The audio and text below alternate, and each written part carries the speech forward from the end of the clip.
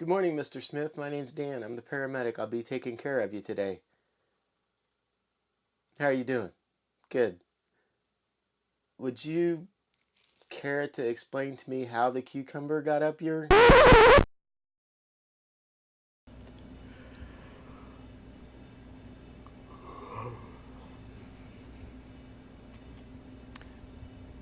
Good morning. Let's check out our truck. Let's get the day started.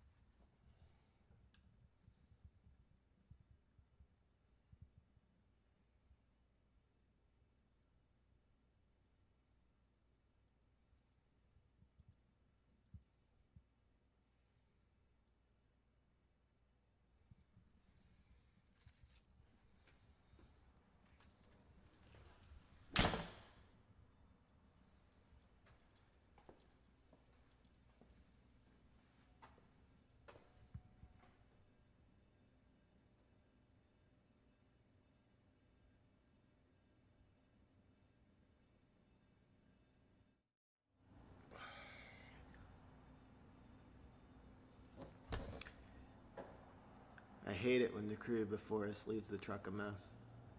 As you can tell, that'll be our topic for the day.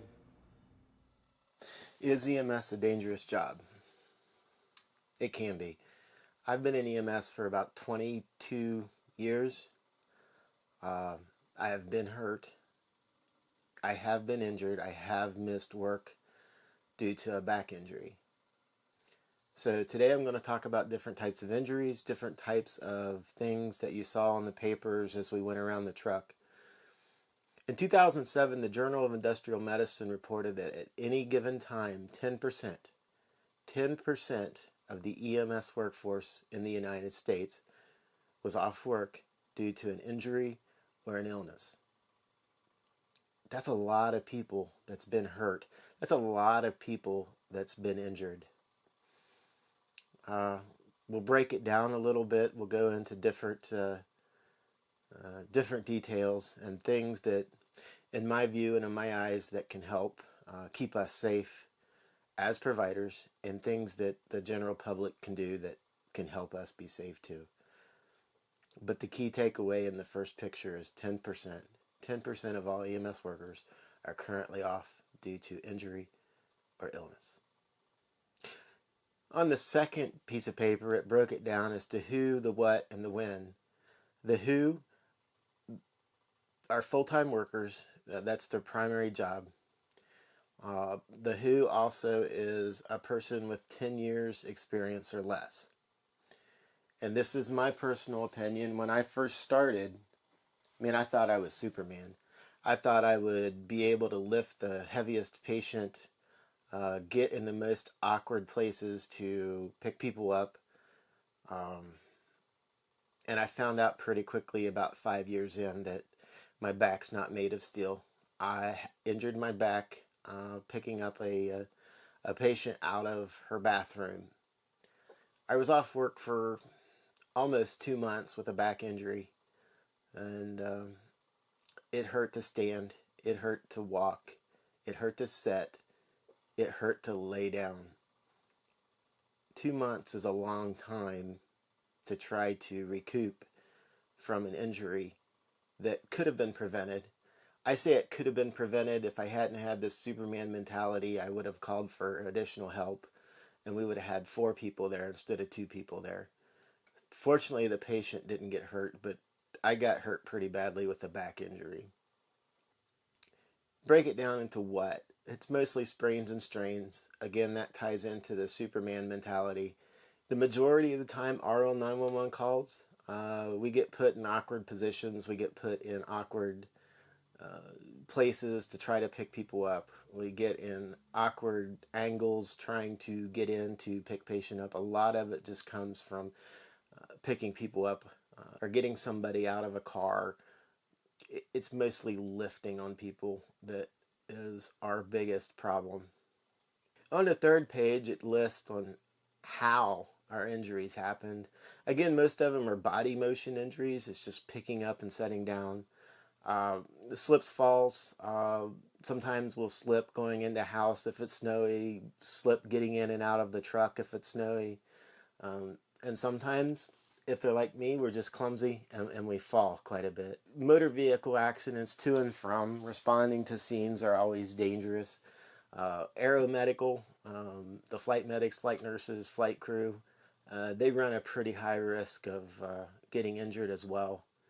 And the big factor in this is assaults and violence towards EMS workers. Unfortunately, it's pretty prevalent. Usually when you turn on the news, you'll hear about an EMS provider getting assaulted by a patient. Let's face it, in my office, I don't have a lot of room to get away. I don't have a lot of room to be back here and try to defend myself. How do we prevent that? I had an old instructor one time tell me, know how to get out of Dodge and know when to get out of Dodge. In 2003 to 2007, the Bureau of Labor Statistics reported 65 fatalities in EMS. 45% of those were vehicle incidents, crashes, where the crew was killed.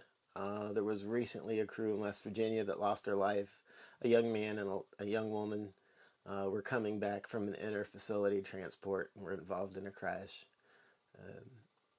Anywhere somebody in the EMS community doesn't make it home, it makes it hard for the rest of us. Every day when I get up and I go to work, I understand that I could be hurt and I could be injured, but it's just something we do and we hope for the best.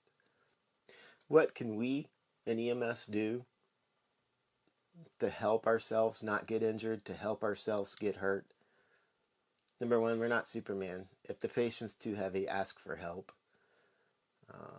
Number two, always keep your head on a swivel when you are working a car crash along a roadway. Never turn your back to traffic. Always keep your eyes on traffic if you can. Always try to put a vehicle as a blocking vehicle, whether it's a fire truck or whether it's your ambulance. I would rather see my ambulance get crunched than a car crash into the vehicle and the patient that I'm working on. Learn how to assess your patients. Learn how to get your little spidey senses going, that if a patient's not behaving appropriately, ask for help. Always ask for help if you can. Drive to and from the scene responsibly. Try to come to work refreshed. I know it's difficult when some of us work 2 or 3 jobs just to make ends meet, and that'll be a different topic for a different day. But always try to come in work well rested, as much as you can. Keep your head on a swivel. Know when to get out of Dodge and know how to get out of Dodge. And then in the last card, if you're watching and you're not in EMS and you'd like to know what you could do to help us be safe, pay attention to when you're driving. If you're coming up on an accident scene, try to go in the lane that's farthest away from us. Of course, slow your speed down. Watch out for us. Also, if you're driving, try not to drive with your cell phone in your hand. Pay attention for lights and siren. Go to the right. If you would happen to need an ambulance and call 911, give all the information to the dispatchers so they can relay it to us. The main thing is just slow down, be careful when you're approaching a crash. So help me get home safe to my family.